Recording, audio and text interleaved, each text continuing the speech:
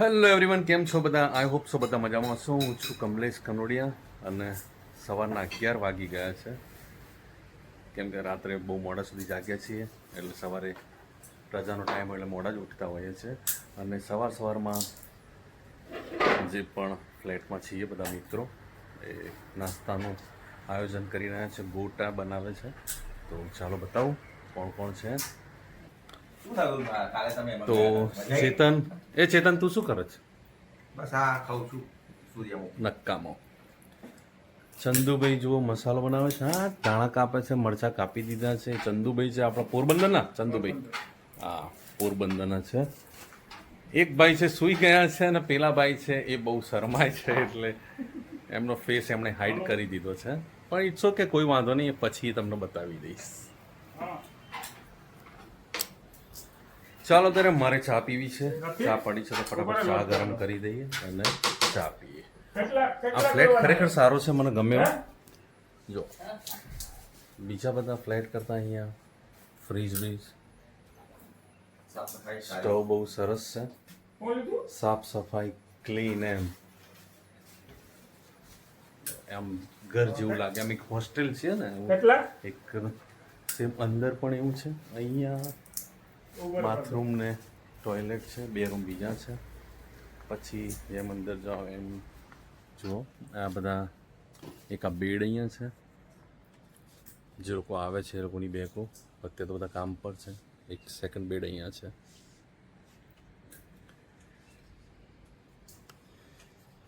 બસ તો આ રીતનો ફ્લેટ હોય છે.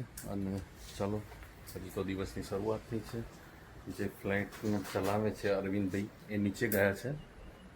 એમની પણ મુલાકાત કરાવશું આપણે. ચલો અત્યારે તો ચા પીવાનો ટાઈમ છે, ચા પી લઈએ. જમવાનો ટાઈમ થઈ ગયો છે અને જમવા બેસીએ છીએ. અને આ છે અરવિંદભાઈ, જે આ ફ્લેટની દેખરેખ રાખે છે અને સાર સંભાળ, એટલે પોતે જ ચલાવે છે ફ્લેટ. અને જમવાનું સરસ મજાનું બનાવ્યું છે. શું નામ એમનું? મને અશ્વિનભાઈ. ભજીયા જોરદાર બનાવ્યા છે. પાછળ ચંદુભાઈ છે અને આ બાજુ કિશનભાઈ. સરસ મજાનું ગીત ચાલે છે અને મજાનો ફ્લેટ પણ છે. અને અમારા મિત્ર છે કમલેશભાઈ અને એમના મિત્ર છે ચેતનભાઈ, એ હાઈફાથી આવ્યા છે મહેમાની કરવા માટે. અમને પણ ગમ્યું, આનંદ થયો અને મેં એમને 28 તારીખનું ઇન્વિટેશન આપેલું છે. Most welcome for my birthday. Thank you very much and enjoy together. I hope અમને બહુ જ મજા કરીશું એમના બર્થડેમાં. અને જમવાનું બનાવ્યું છે, સરસ મજાના ગોટા બનાવ્યા છે મિત્રએ. અને સાથે શું છે એ બધું સરપ્રાઈઝ છે. પણ ચાલો ફટાફટ જમી લઈએ અને મળીએ છીએ આગળના વ્લોગમાં. કન્ટિન્યુ રાખીએ. સરસ મજાનો આરામ કરી દીધો અને રજા ફૂલ એન્જોય કર્યો છે. અને રજા પતાવીને હવે સાંજના 6:30 વાગ્યા છે. આપણે આપણા કામ પર પરત ફરીશું અને નીકળીએ છીએ. અને શાબાદ છે એટલે 6, 6:30 બસો ચાલુ થઈ જશે. મારી બસ છે 7 વાગે.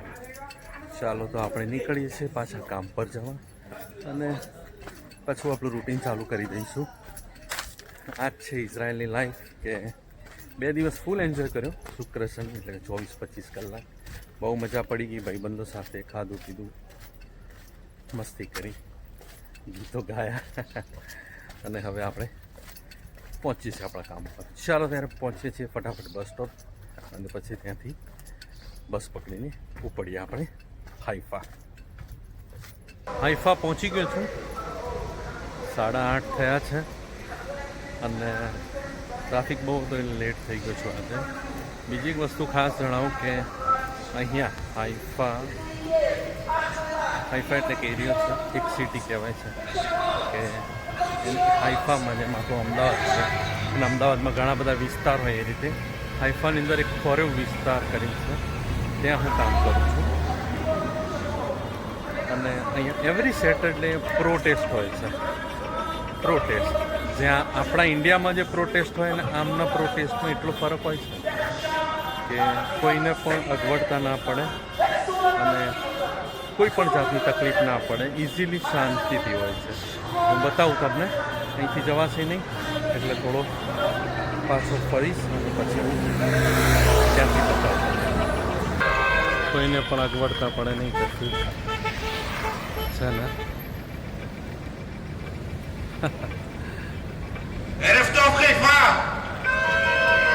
ચલો ત્યારે આપણે આપણા ઘરે પહોંચીશું.